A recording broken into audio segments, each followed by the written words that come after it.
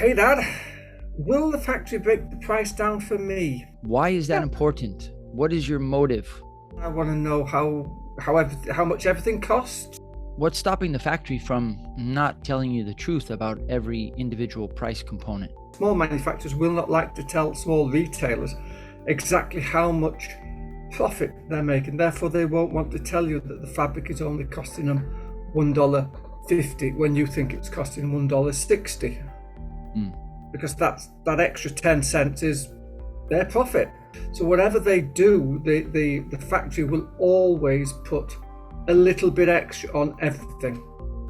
And as you are a small retailer going to them with a small order, they won't want you to know. They just want to give you a price and say, right, my price for this t-shirt is $3.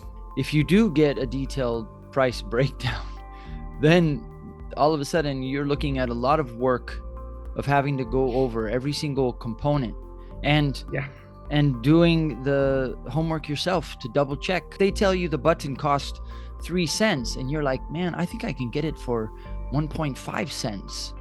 So then now you've got to do the merchandising. You've got to call button factories and double confirm that same button can be purchased for lower price. But then there's also other hidden costs like transporting those buttons from the button factory to the sewing factory, which how are you going to figure out what that component is? And it's fair because it is a cost. The other thing is that if you barter too much on price, the fabric, I can get it cheaper, so they say yes, okay, we'll reduce the price of the fabric, or yes, we can reduce the price of the buttons. All they're going to do eventually is take it out of the make. So they might use a bigger stitch which uses less thread.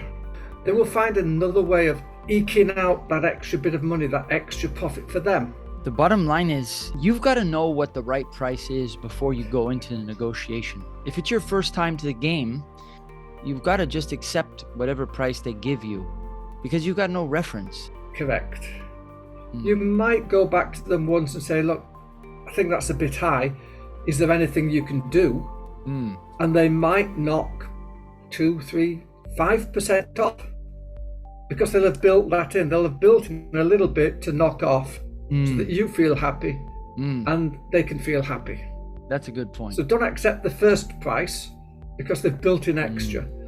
Allow them the opportunity to offer you the price at $3, and then you can say, I'm sorry, but I think that's too much. Right. Could they do for less? And yes, they might knock 5% off because they've added it on in the first place. The question is, will the factory break the price down? What is your best advice? My best advice is, first order, no, they won't break the price down for you. Don't push them.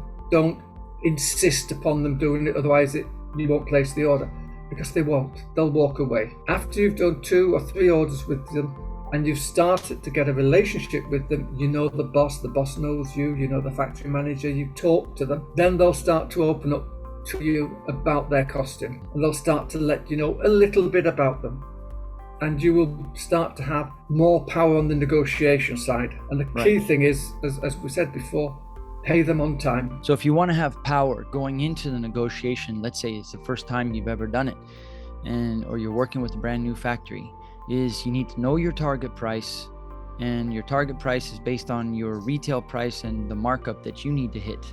Know your comparison prices. So for example, the price in China, the price in India, or if you've been producing locally, you know the price locally. And now you've got reference points so that when the factory in Vietnam gives you a price, you've got something to compare it to. And because as you said, they're not going to open up and show you their detailed cost breakdown in the beginning.